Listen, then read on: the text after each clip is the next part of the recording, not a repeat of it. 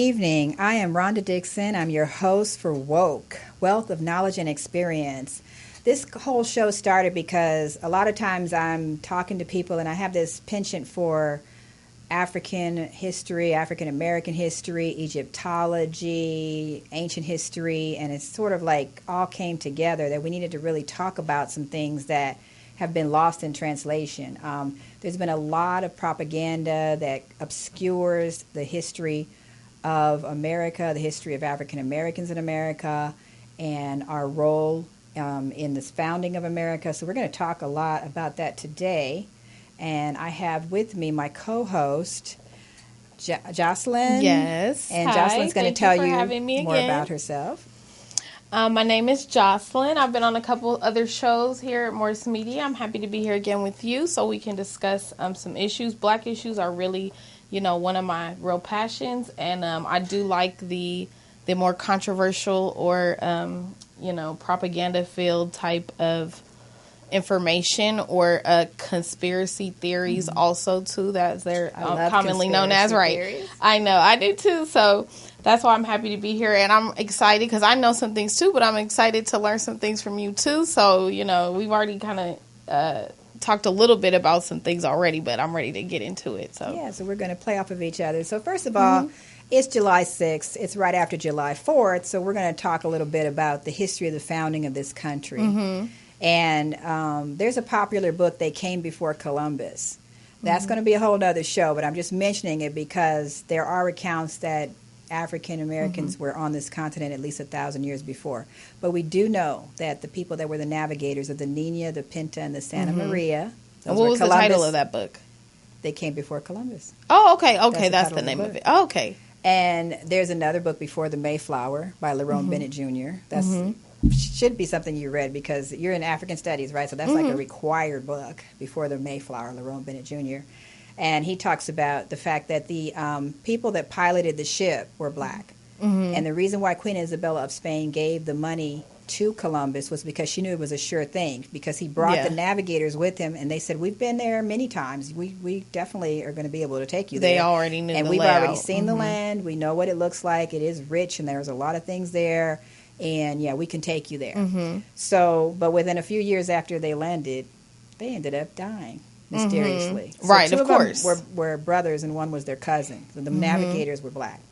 So fast forward to the founding of America, the United States of America. Right.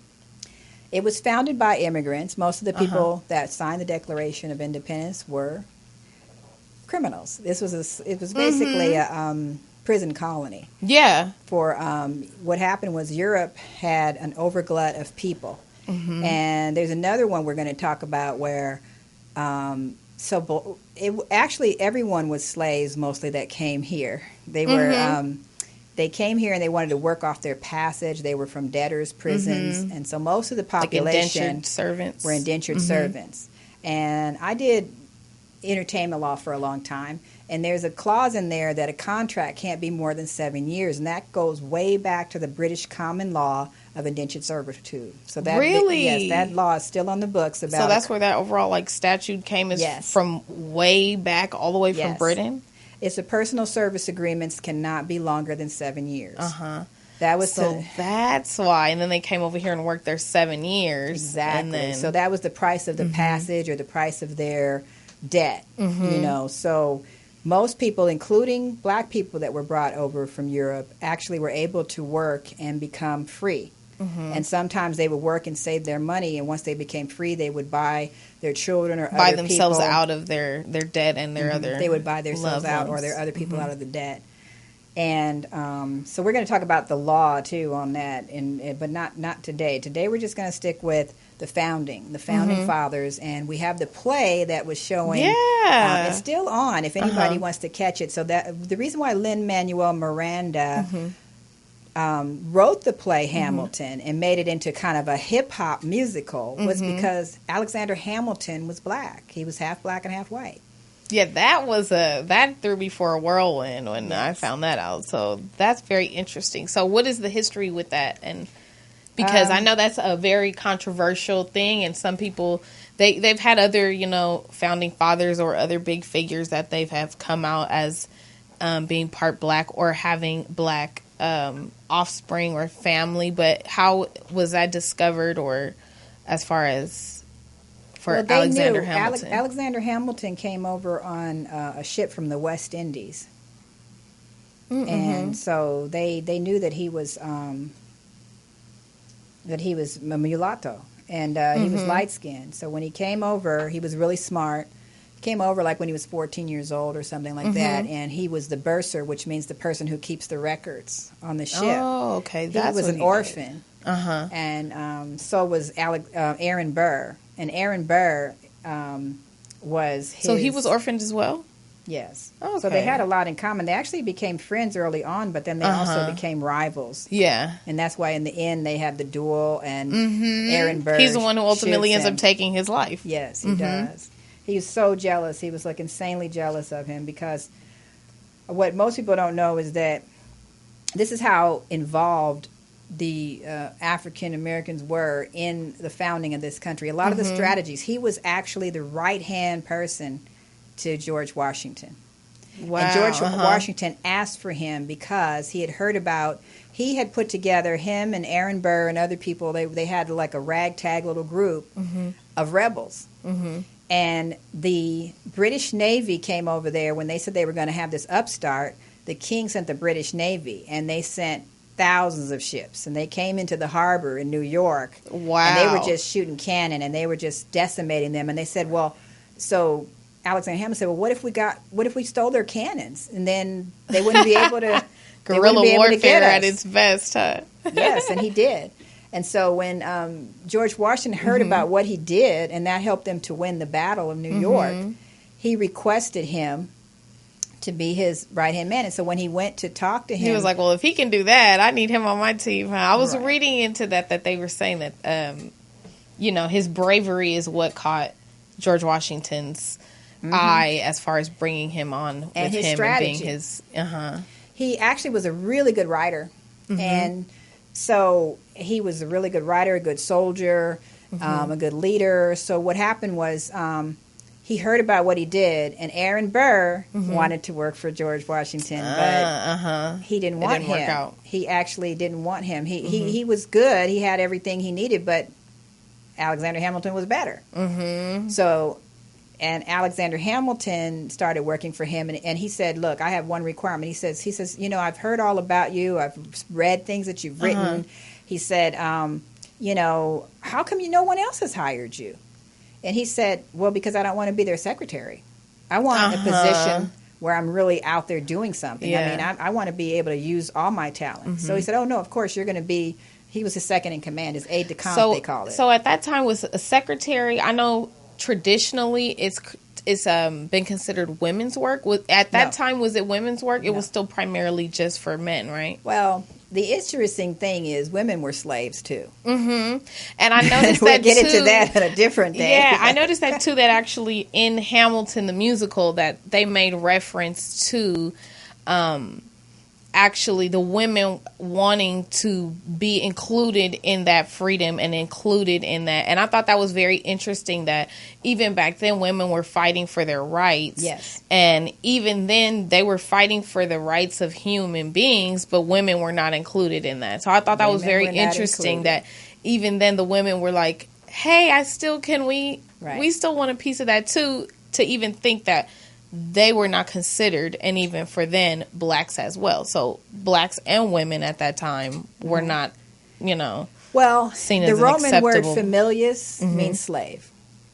Wow. So when they set up the family, it was the beginning of that white male supremacy. It was the beginning of the patriarchy, and it was the beginning of taking all the power away from women. Prior to that, there's another book that I've read called When God Was a Woman. And in that book, it states that in every religion on the planet, 3,000 years ago, God was a woman. And they all have a lot of similarities, They too. do. And so there was some kind of a huge backlash against women that created the situation where women were relegated to slaves. Because in the Western culture, women are basically slaves. A man can do anything he wants. Like property. It's evolved. It's evolved. But at the time of the revolution, women were still like chattel slaves as well. Yeah. Yeah, I thought that was an interesting, because, you know, it has so much going on and so much, you know, information and, you know, different angles as far as, you know, the Britons having their own interests, the colonists having their own, and then the colonists over there feeling like, you know, they don't really understand what's going on over here and what we need, but then there's still people there that are still not having their needs met, you know? So that was the game that was played. That was the propaganda that the 1% used in order to get everybody else on board with dying for a cause that really didn't benefit them. And I thought it was so crazy because that's still happening today. That's what got me. That there were so many things that were relative in that musical adaptation that were still, but I like that as well because they did, you know, play on things that are still modern and still an issue today, but very much so very impertinent to our foundation as a country. So people don't realize Alexander Hamilton was probably one of the main architects of the founding of the United States. He wrote the Federalist Papers. The Federalist Papers were the underpinning of the government, and basically they were before the Constitution, and he was arguing for the Constitution, and they wanted to free the slaves and have everything equal. There was a big argument with Thomas Jefferson and him. Conflict of interest, huh? Right. Now, Thomas Jefferson was in France at the time that they were all fighting, so he didn't even participate in the fighting. He was a rich landholder who owned a lot of slaves. And we all know about the story of Sally we know Hemings. that. Interestingly enough, he claims that she was willingly his mistress. He freed all the children, but he did not free her until his death. She was freed in his will. Now, if he thought that she was a willing participant in that relationship, why wouldn't she free her and expect her to still be there? But he knew, now you're going to stick with me. Why not give her a choice? And of course, until he dies, because he wants someone to take care of him. Yes. So he's like, it's going to be you, and you'll be here forever. So that is a very interesting thing too. And I did see that I didn't realize how much his and Thomas Jefferson's values differed so much, that there was a lot of controversy just even within the founding fathers. Yes. There was still much controversy and difference of opinions and difference of lifestyles even within, you know, that organization itself or that group of men. And then there was the French. Lafayette helped because they were always adverse to the British. So it was a proxy war where the French came in on the side of the colonists, and they were the ones that brought in their navy and brought in their expertise as far as fighting was concerned, because they had just been fighting on several fronts with Napoleon. So the French really influenced them a lot, because if you study political science, Jean-Jacques Rousseau and Rochambeau, the people that created it were the people that influenced the French Revolution. They were even the flag and the colors and all that influenced the United States. Yeah. And they tried to influence the United States to free their slaves, because, as you know, Napoleon was married to Josephine, who was a mulatto. And his second in command was the story of Alexander Dumas is about. Alexander Dumas is actually a mulatto. Wow. He's the son of like the equivalency of a duke. He's a son of a marquise. And the marquise was out in Haiti and the islands, and he has sex with a slave girl and has a baby. And that baby, he's out there, he has no money. And then the uprising comes about where Haiti becomes free. They were the first one of them to have an uprising in the Caribbean and free themselves. And then they actually helped 7 other nations get free after that. They motivated a lot of people, and they kind of followed that. They didn't just motivate them. They went out and helped them with military. Really? Yes, they helped them with military knowledge and all that stuff.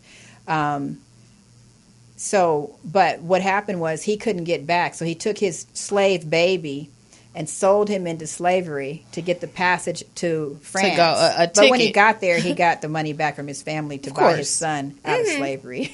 Right. So, like, that makes any sense. Well, he did train him to be a soldier, and he ends up rising up in the ranks to be the second in command under Napoleon. Wow. That is... I didn't realize there was so much history as far as Napoleon and his dealings in the Americas during that time. A lot. Well, as far as him marrying someone here and, Well, she was from the West Indies, but she was Creole. And he also installed somebody as the head of Mexico, and the generals that liberated Mexico were mulatto as well. Really? I've read, too, that Alexander Hamilton spoke French also. Yeah, I think so. I believe so, from the Caribbean. Was his friend. They were saying that it was from his time in the Caribbean, and he spoke French, and that he helped George Washington negotiate, or not negotiate, but once he was working with him to translate or be a liaison, I guess, for between the two people. So I thought that was interesting also. Well, Lafayette was his friend, and he spoke to Lafayette all the time, and Lafayette was obviously was French, so he spoke to him all the time.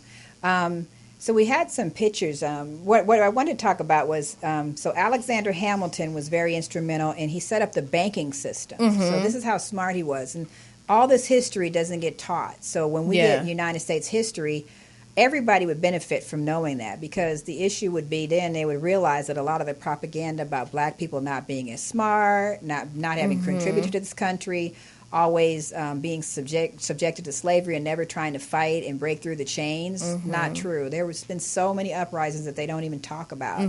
And we were instrumental in helping them win every single war, including the Civil War, World War I and World War II. Every single war that's ever been fought that the United States has fought, black people were on the front lines. Definitely. They make sure of it. But they don't put you in the history books afterwards. But. Right. And they don't let you... They haven't let any of the soldiers or black people actually participate in this country the way they should, especially based on what has been given, what we have contributed to this country. Right. We were able to fight for the country, but the country wasn't standing up for us as individuals and people. Build it, but use our intellectual brain power.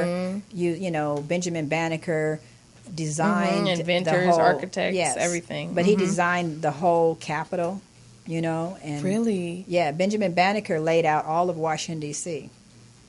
Wow. And he was a black man. Chocolate City, huh? Yes, really a chocolate city. But that's why there's so many black people there too, because it's rich in history. Because black people built it. They then they stayed there because that's where they were. So there's a lot of really rich history, but it was interesting because over the weekend they got upset because Colin Kaepernick said that the 4th of July was a celebration of white supremacy. There's been a lot of talks after this Independence Day, which I thought was very interesting. It was very different than many others before, but I guess that's understanding given the climate of what's going on now in the world, and in each city in retrospect, depending on where you live, each person has their own. But I know for me, it's a very big deal for me living in Los Angeles, but it could be, not as big of a problem for other people. But that's another. Well, I think the whole United States is getting woke. That's why we have this show. And that's a lovely thing. Yeah, it's about being woke to what has been going on. We've been hoodwinked, we've been bamboozled, we've been, the list goes on. And it's interesting because Tamika Maury, when she was, with her famous speech from Black Lives Matter, when she was talking about, you talk about us looting, you the ones that taught us how to loot. Right. You looted us. You stole us from our everything. Country. You stole everything Land, we had. Resources, people. Yes. So when we go back to the Constitution, the people that signed the Constitution pretty much were all criminals. First of all, signing that document was an act of sedition. The document was signed by people who were privateers. They used that word as a fancy word for pirates. Right. Okay? So they were thieves. Pirates are thieves. The way the very first slaves got to the colonies was that a British privateer, a.k.a. pirate, took over a Portuguese slave ship. Right, acquired another ship. Exactly. By beating them up and stealing. Right. And they took those slaves and brought them to Jamestown. And so that's how those so-called slaves got there. There was indentured servants, but the slaves that got there, that was in 1619. That was how they got there. Yeah, was they were stealing not only everything they could, whatever they had on there, the ship, they were stealing, including people that were on the ship, because the Portuguese and Spanish had about a 100 to 200 year jump on the British as far as slavery was concerned. Yeah, they had already been slaving for that long. And as a matter of fact, by the time this country was established, they were on the verge of freeing their slaves. France had already done so. In another 20 or so years, in the early 1800s, Britain does. Yeah. But they had already been talking about it. Abolition was a strong discussion at the time of the Revolution. So the Revolution, just like most things, like it's so funny because when you hear politicians talk, especially like the Republicans, but it could be any one of them. They'll say one thing, like the Indians always said, they speak with the forked tongue, say one thing and mean another. So what really happened was they're saying they're about liberty and freedom and justice for all and the pursuit of life, liberty, and the pursuit of happiness, but it was only for white males. It really, literally, the real reason that they split from Great Britain was because Great Britain was having discussions about abolition of slavery. So and they wanted to be excluded from that part of it. They wanted to have the right to keep their slaves. Because that's what fueled this America. Yes, that was the engine that drove this economy. In the beginning, there was... So that's the real reason. It's not the Boston Tea Party. It's not taxation without representation. It's not all these high ethical and moral values that they want us to believe. It was not any of that. It really, really was about, we want to keep our slaves, and if you're going to force us definitely, because they were going to be the ones paying taxes. Yeah, the slaves aren't going to be paying taxes on themselves. So, well, they would have had to pay taxes on slaves. Exactly, they would have been the one not reaping the benefits, so they're like, nah, we're not going to let that happen. So they didn't want to do that. So they wanted to keep their slaves. And so it really was about slavery. It really wasn't about all those other ideas. Well, business was slavery. Yeah. That was the main business that they had going on. And one way or the other, almost everybody was involved in the slave trade. Either you were a slave, or and then the American way was to aspire to be successful enough to afford to buy a slave and have a slave. Because if you were a slave holder, then you were rich. It was a status symbol. It was a status symbol. So that's really what it was about. And so that's why it's really interesting when he says a celebration of white supremacy. It really is. It really is, because that's what it was about. The country started on that. And as the thing begins, so shall it end. And at this point, we need to wake up and realize that that's why systemic racism exists. That's why after the slaves were freed, why come after them with Jim Crow? Why come after them with the Black Code?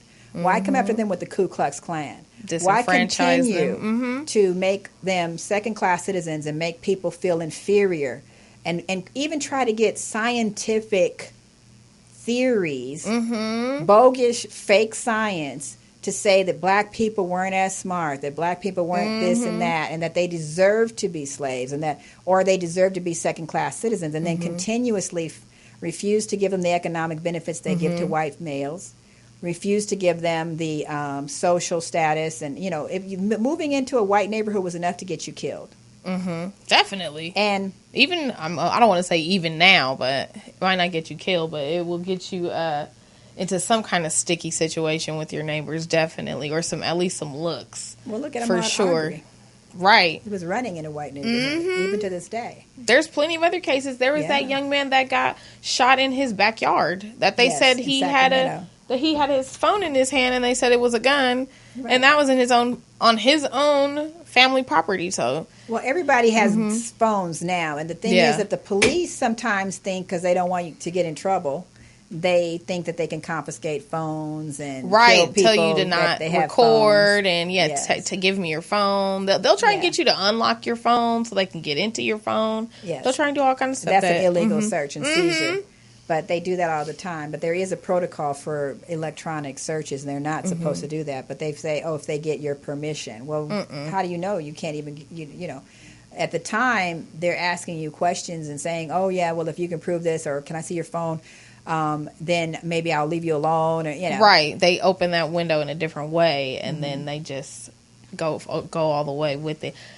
I would never. That's where it comes into importance of knowing your rights, knowing what you have the right to do and not do. But I think I have seen officers try and take advantage of that and people's knowledge, and it's really unfortunate because a lot of people get themselves put into, criminal situations or problems with the law that they can't get rid of, and they're good people, Yes. and they just get caught up in the wrong place, wrong time, or something happening. And it starts with, the police officers are part of the slave, remember the slave masters, the slave, the overseers. Yeah. That's all they are, is an extension of the overseers. One of the main reasons they even exist was to, they were people that came and got slaves or even stole people that weren't slaves, like in 12 Years a Slave. Yeah, into freedom, that and were brought free. them back into slavery.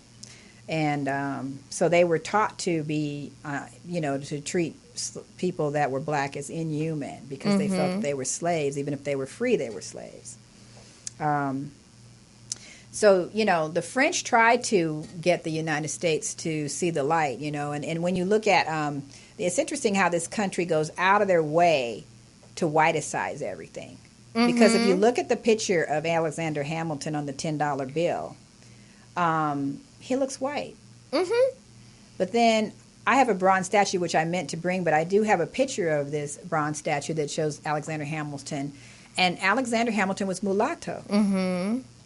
And even on some of the posters and things, they still try to make him look white. When they have pictures of him that are portraits, they try to make him look white. Some of them, his skin is a little darker. Other ones, they try to make his cheeks rosy. But even then, he's from the Caribbean. So even traditionally, even as far back, that's one of the first places that Africans were brought to. So people have been brown there for forever, and his mother was native to there. So to me, when I started reading up, I'm like, it would have made sense for him to be black. But, I was reading up something that they were saying. He was light-skinned, but he was medium color. Yeah. Like, he was close,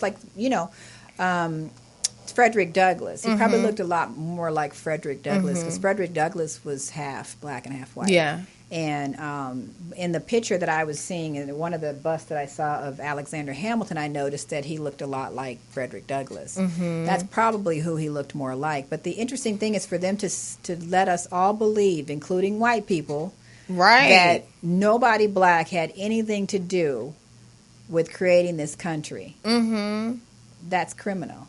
It is. And they leave it out of the history books too, and history just in general, because that was a big thing for me, was finding out, like I learned American history, European history, but I don't know, to me that was kind of boring, and I guess now in retrospect it was because it wasn't relative to me and my reality. But as I got older and I learned more Black history and African history and just Pan-African history, it opened my eyes up to things that I learned, I didn't realize they were really going on at the same time as, they make it seem like it's kind of all this separation of founding fathers and when slavery ended, but you don't really realize, they don't tell you the history of who was intertwined into the slave trade that were the founding fathers or the people that have built America. They don't tell you, and how it started. Exactly. Because even going back, you never hear anything about African history. And recently, it's really interesting. I've been watching a lot of these historical films about European history. And I've been looking for the black people. I like time period documentaries and movies like that. But I look for the black people because I remember my friend, I used to have this friend, Rico Simone, and he passed away, unfortunately, but he was always so funny. But he would call me up and say, Rhonda, there's a black person in Mayberry. Turn the TV on. Right, and that's funny because you want to see if you can spot someone or if it's authentic or if the help is going to be black or, where they'll throw them in. And sometimes it's not at all. So it's really are we going to get the representation at all? And if we do, is it just going to be a maid or somebody cleaning, That's usually how it is. So you don't really see the other narratives. But sometimes they creep in. So when I decided to watch Louis XIV. The reason why was because I was watching the Saxons. And I watched how the white people enslaved their own people. Like the Saxons would talk about the Danish and say they're pigs and they're sloppy and they're stinky and they're nasty. And we make them into slaves and we kill them and we do all this and rape their women until they die. And it's like, really? Gosh, they're barbaric. Well, they did that to each other, so imagine what they did to us. And this is this is leading up to the slave trade, right? But in Louis XIV, he marries a Spanish princess because Spain and Portugal are the richest countries, especially Spain, because of their slave trade. Yeah, they've been slaving for a long time. And because of their proximity. Well, also because the Moors were there for 800 years. They trained them a lot. They taught them a lot. And their proximity to Africa was what made them so rich because they were always going in there and trading with closer. Africa. So, interestingly enough, so he marries the Spanish princess so that he can get money. But he doesn't really care for her. So she's his queen, but he doesn't care for her. So he goes to visit her when he wants to.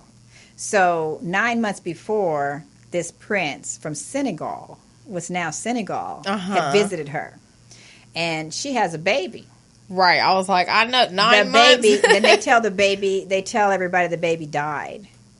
But the baby did live. The baby lived. And the baby was black. That's why the baby died. Right. So they were going to kill the baby, but then his main advisor, Louis XIV's advisor, said, don't kill the baby. Take the baby to the convent.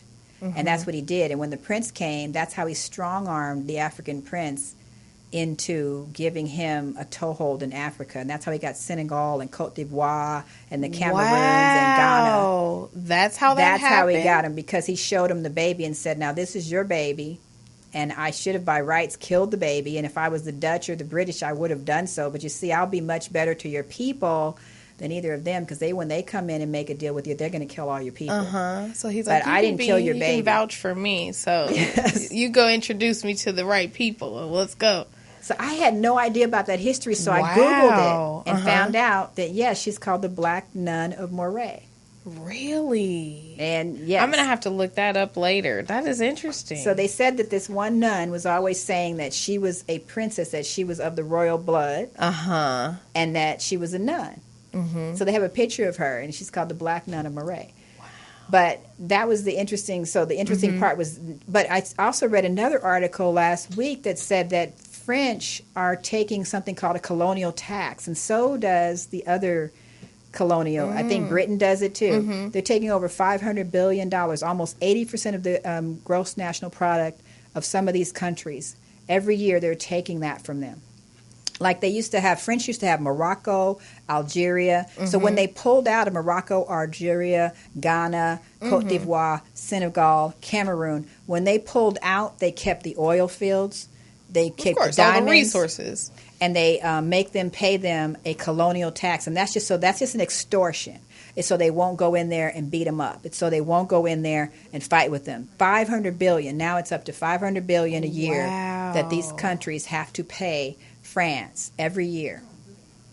That's unfortunate. And it's unfortunate because Africa has so many resources that they shouldn't be in any kind of debt or any sort of like poverty-stricken third world situation. But so many are because of things like that. And even if they had a little bit of it, just having to pay those taxes and all that money, it's not going to, it's still not going to come out in their benefit at the end of the day, because they're going to find a way to get their chunk of it and keep them out of it, and that's what they're doing. Because even diamonds, I didn't really realize that diamonds were not a rarity. Diamonds are not rare. They're not really worth that much, but they hoard them and make and push up the value, and that the people in Africa, they don't care about diamonds. Well, they care about them because we care about the them. Diamonds, and they have what they call conflict diamonds. So what happened was they will foment conflict between tribes, and then when those wars start, they want to buy European weapons. Mostly America arms the world. Right. So if we want to talk about weapons of mass destruction, we have most of them. That's right. But they don't talk about that either. They're like, no. The funny thing, we're the good guys. When they had the Arab Spring in Egypt, when they started trying to determine where the weapons came from, both sides. Their grenades, their weapons said the United States of America. They're like, it's not me, it's them, it's them. Right, and then the U.S. is like, no. No, that's all the U.S. does is make conflicts all over the world. I was in, years ago when I was in college, I did a tour. I wanted to do a tour of Europe because I had read all the stuff. Really? So I was in Italy, and this guy, he says, Il Americana, and I'm like, how's he even know I'm American? He doesn't even, he was way down the street. He couldn't even have heard me speak or anything, but he just knew by my mannerisms that I was American. So I got ready to give him and this other Italian guy runs up to me and he grabs on. He said, don't do that, no. Because he's feeling, the guy would probably get me or kill me or something. But I said, well, he insulted me. He said, no, don't do that. He said, they're having an arms convention in this city right now, the United States. This was over 30 years ago. The United States is having an arms convention and selling weapons. So they're on high alert. They're looking like they think you're one of them. They're like, you're here for business. Yeah. You came to put weapons here. Well, no, they knew I wasn't there for business. I had on my little short shorts. Yeah, no, but just saying in general, if you're an American for them, Yeah, but they didn't like the fact that I was an American. And that for them was a symbol of something that they didn't like, and that was my first touch on that, and I started to research that a little bit more and figure out what was going on. Because I said, why is this guy so angry? And he's because it happened to you. You want to find out, like, what is he so upset about? Yeah, it makes it relative. Yeah, that the United States arms the world. Wow, and starts conflicts so that they can sell the weapons. Wow, that is a very interesting fact. Because then they don't even manufacture. Do they manufacture that stuff here? They outsource all that kind of stuff. Well, at this time we did manufacture it here. I think most of the weapons are manufactured here. We tried manufacturing some in China, but the problem when we do that, we're giving away important intellectual property and giving them the wherewithal to be able to build those weapons. To use it against you, right. Just copy it and just... Because just recently... throw their stamp on it. Getting a little bit off topic, I'm sitting up here because, I read very prolifically. Russia and China have made a deal. That's... Wow, the stupid orange thing in the White House that's taking up space so that other people can steal... basically made a deal that makes them the superpowers now. We're not a factor anymore. Because it took him 3.5 years to do what no other superpower could do. Nobody else could take the United States off the throne as the number one power in the world. And now for them to, if they're partnered up against us, that's a big... Very formidable. Because most of we don't produce anything. Or we don't produce we produce a small percentage of things here in the United States, and most of it is coming from China. And if we don't have them on our side, and we're still closely tied to Russia, but they don't like to talk about that either. But now, for them, if we've been kicked off the throne, things are going to get real ugly, and things are going to get real iffy over here, and very, I want to say uncomfortable or unfamiliar, I guess I would say. The issue is that there'll be one world order. They've been trying to bring that about all along. So we don't really want that, but that's what it looks like it's going to happen. Yeah, so. It'll put all of us on an even playing field globally. Well, maybe not. Well, not everyone, but the haves and the have-nots will all be on the same I like what field. Bush said: the haves and the have-mores. But it's gotten worse. It really is the haves and the have-nots. So 2% of the population owns the bulk of the wealth of the world, and of that 2%, half of them reside in the United States. So that is crazy. What is crazy is that. Why have we as human beings decided that one person should have everything? I mean, we constantly set up governments. Like, that's what was talked about in Hamilton, getting back to Hamilton. What form of government are we going to have? They actually, Alexander Hamilton was actually a little more conservative. He did want the president to serve for life, and he wanted Congress to serve for life. Probably because they were the ones that created it. But it really should have been, and it is, staggered terms. But now we have term limits, and that's how it should be. Every I think it was every 4 years, and they said every 8 years. Or something you can that they do up to 2 terms. Yeah, for the president. But the Congress, they're staggered. Like Senate is 6 years. The House of Representatives every 4 years. The thing is, though, I feel that they should all have term limits, number one, because we have a huge population. Because they just have to get re-voted, right? They don't have a term limit, correct? Other than the president, they don't have term limits. Right. They just get voted on again. Wow. And the thing is that, and Supreme Court justices should not sit for life either. It's just that we see what that does. Yeah. Do you know that there's going to be a big problem we're going to talk about on my other show, the Legal Synopsis, that the Supreme Court rejected 7 cases on qualified immunity. Wow. That's going to make it difficult. This was recently, huh? Yes, so they let the law stand that they created in 1982, where they created a huge loophole for people like the president or any government official, including police, while they're in the service of doing their job, they have qualified immunity. So they're immune from prosecution. That's what gives them that power that you saw that that's been Derek expressed Chauvin so had clearly. When he just, people asking him and begging him to get his knee off of George Floyd's neck, and he's looking at him like, what you gonna do about it? You know, and they don't care. They get recorded. They can get put on live, CNN, anything. He saw the cameras and he kept on going. And I just think that's interesting that people have that, just sense of self-righteousness that they know nothing will come of this. I will be sleeping like a baby tonight with my family at home with no consequence. And that's just unfortunate. And so you said they passed 7? They didn't pass them. See, the way the Supreme Court works is that there were cases in the lower courts that come up through the circuit courts, the federal circuit courts. So what happens is if there's a split decision, like Ninth Circuit says qualified immunity is out, or they say, if you're acting under color of law or you're outside of the boundaries when you're not supposed to use this knee hold, this knee restraint. It's not in the book. Therefore, at that point in time, you are not acting as a police officer. You're acting as a private citizen, and you do not have qualified immunity. So basically, the Ninth Circuit might say something like that. Then another circuit, the Third Circuit, or some really conservative circuit will say, oh, no, and police officer, it's their subjective opinion. If they're afraid of black people because they've been raised to think that black people are dangerous. In their reality and in their right mind. Yes, it's their mind. It's not what's really happening. It's not what's reasonable under the circumstances.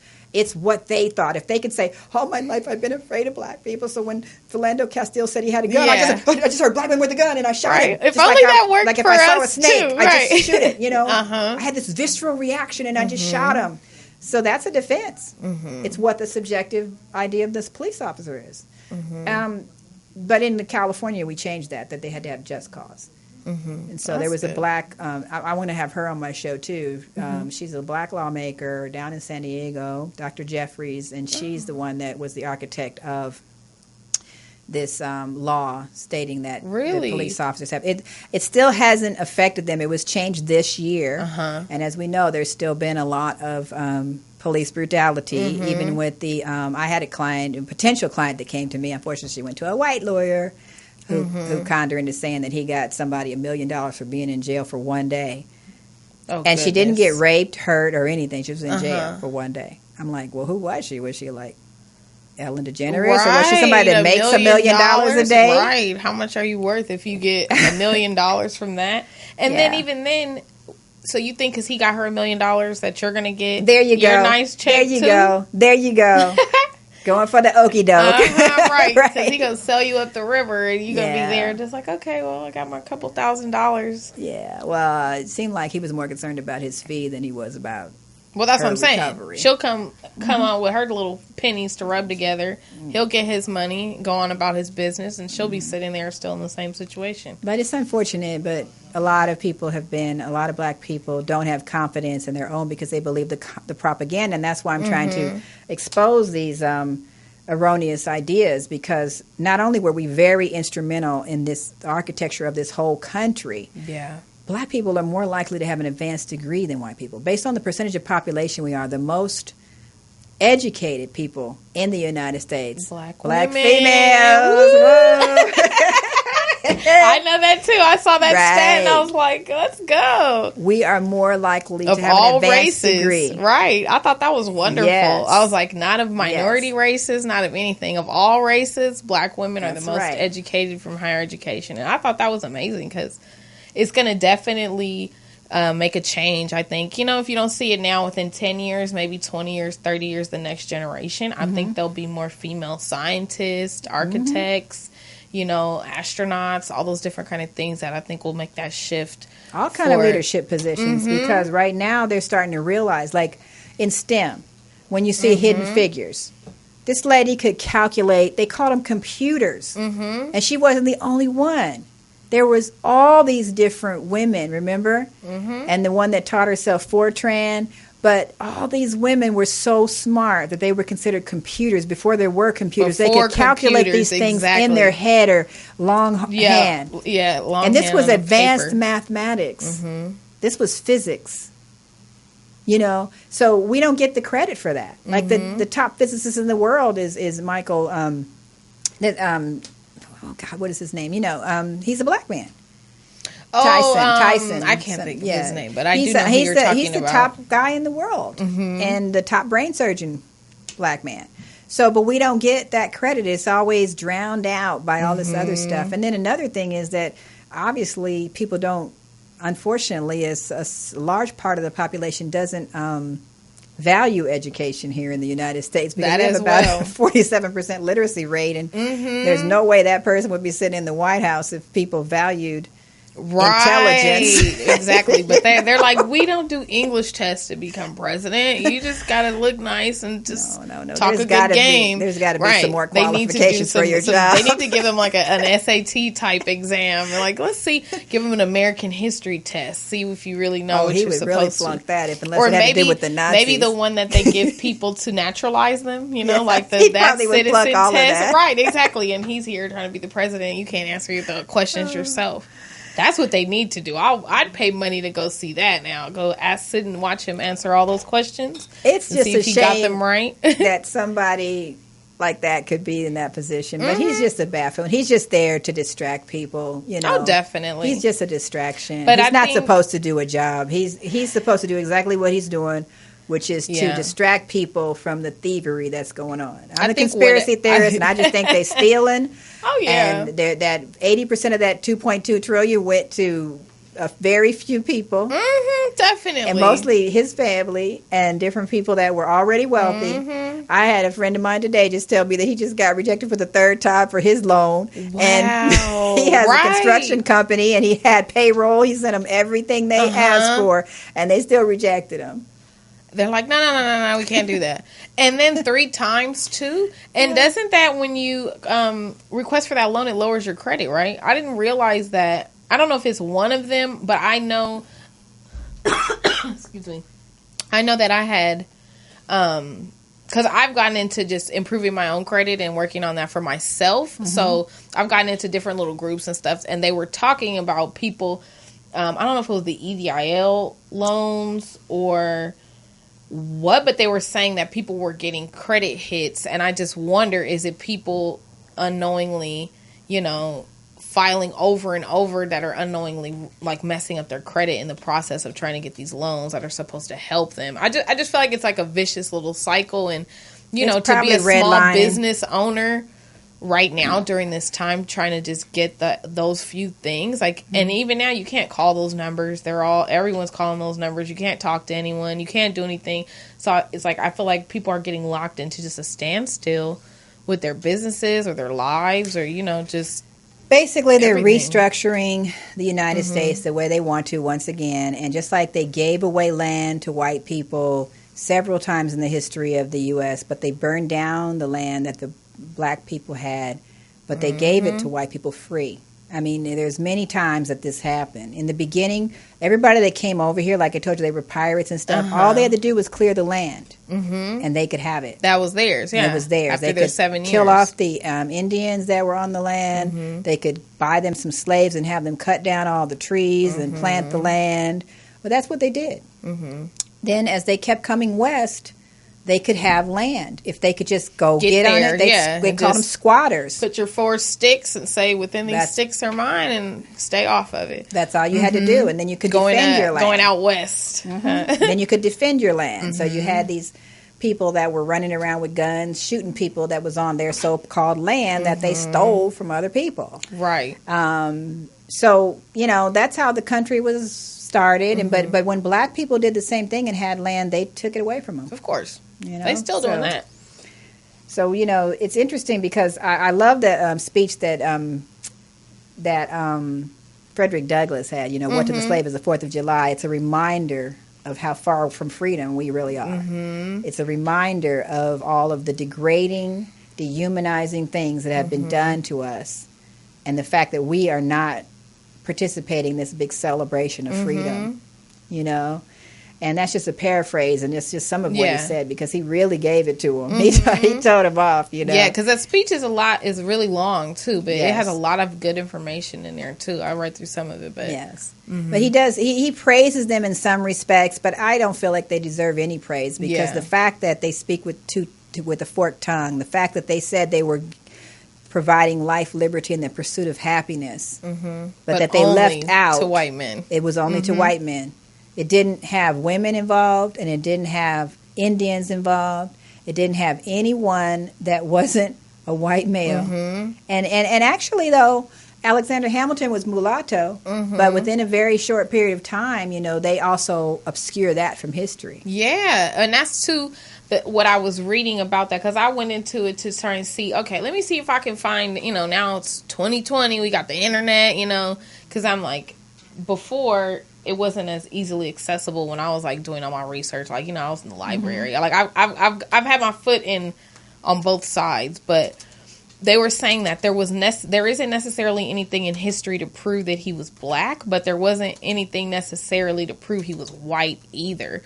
So, but to me, like I said, his mother being from the Caribbean, as I read more into the details of his early life and things like that, I'm like, it would only make sense that he was black. But if you leave that out and you don't tell anybody the cultural importance of where they're from or where they're going, you don't think... you would just assume he's a white man as he is on the $10 bill. You wouldn't think of his mixed heritage or even to look. And people are so trusting now of photos or sculptures that people don't even think, hey, did he really look like that, or did they change it? And just like over white the years, Jesus. Yeah, exactly, right. And they've been right since the beginning of time, even white Jesus. And it's just like, where do they get that concept? Who did you model it? If he's not looking like himself, then who is he looking like, and who did you model it on? The $10 bill wasn't created until like early 1900s. So obviously, he lived in 1776 and in the so it's early more of part an of adaptation. 1800s. It is their take, their white supremacist take on who should be on the $10 bill. He wasn't the original person on the $10 bill, and he's one of the 2 people that were not presidents. That are on the money. He really should have been. He was a Secretary of the Treasury, though, and he created the Federal Reserve and the banking system that we have to this day. Yeah, he was instrumental in that, wasn't he? He wasn't just instrumental. He did it. He did it single-handedly. He was a very prolific writer, very prolific person. I mean, he just did a lot. He was very accomplished, very good at what he did. And he accomplished more than most people did in a few days in a lifetime. And especially as a mulatto. Yes. And so they didn't give him any credit for that. And he was a handsome man, and they didn't like that the ladies liked him and stuff. And Aaron Burr was just super jealous of him. But, there was... in the beginning, there were some black people that were instrumental in creating this country. They just don't talk about them. I read that he married and had children with a free black woman. No, she. I think she was white. She was a general's daughter. Her name was last name was Schuyler. I don't know. I don't remember exactly where I read that, but I do remember them saying that he ended. Or maybe he didn't get married, and they just said he had children. But they said that he had black children. So I don't know if that. Well, because he was black. Right, and that too. That's how I was like, if it doesn't make it any more evident, then that would be that too. But he was a favorite of George Washington. That was another thing that made Jefferson and Madison and all those guys really angry with him, because George Washington was the first president, and he made him the Secretary of the Treasury, which was really the most powerful position. Yeah, that was a big place to be in. Right. He's the in charge of the money. And without money, you can't do anything. So he actually had the most powerful position as being Secretary of the Treasury. He was also very influential because he wrote the Federalist Papers. Yeah. And he was very prolific in writing those papers and publishing newspapers that were really influential in the colony, to the extent that's why Aaron Burr killed him, because he was pissed off because he didn't back him. You know? Yeah, he started the New York Post, too. I read that as well. I was like, wow, who knew? He had a lot of influence. And so what happened was Aaron Burr was pissed off because he didn't back him. He didn't, you know how newspapers say, I picked this one? Yeah, they endorse him. He didn't get endorsed. So he was mad at George Washington. No, he was mad at Alexander Hamilton because he felt like he did it. He felt like that, and so him and Thomas Jefferson got together and framed Alexander Hamilton by getting that woman, he had an affair with this woman. So, so we're going to wrap this up now. We could go on and on about this, but right? I just want to really get people woke and make them understand history, real history. You know how they had this show called Drunk History? Well, we're going to do woke history, okay? Oh, definitely. Where we're going to talk about what really happened, not all of this propaganda and all this, because all this stuff is to support a white supremacist idea of what happened. This is part of systemic racism, not telling the story the way it's supposed to be told, so that certain people are made to be belittled and feel inferior and not know the importance of their own history, which would also make them feel proud of their accomplishments and also bolster their self-esteem. And so that's what we're not supposed to have. That's why they keep on telling us history slanted towards them to make them the hero of the story. Well, I know you have a lot more information in there to share, so I'll be looking forward to learning some more new cool stuff, because I love this kind of stuff. So thank you for having me on here. Thank you. I learned a lot, and hopefully I'll see you again soon. Definitely.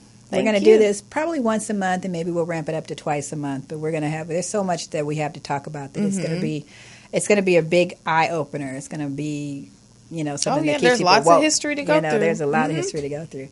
So until the next time, I want to say thank you, everybody that's watching. And this has been Woke, Wealth of Knowledge and Experience. I'm your host, Ronda Dixon. I'm a lawyer, and I also do DUIs. I have a website, 877-DUILady.com. So if you get in trouble, you can call that number, and I can help you get out of jail. No. That's or good information. Stay out of jail, or maybe beat the charges. So, Anyway, I love fighting with the prosecutor. Just put it that way. So, so we also we're going to wrap it up. We're at 6:30 to 7:30 on Mondays, and it'll be like every other Monday. Alrighty, well, I'll be looking out for it, and hopefully I'll be in the seat again. Okay. Thank you for having me, guys. Stay woke. Stay woke.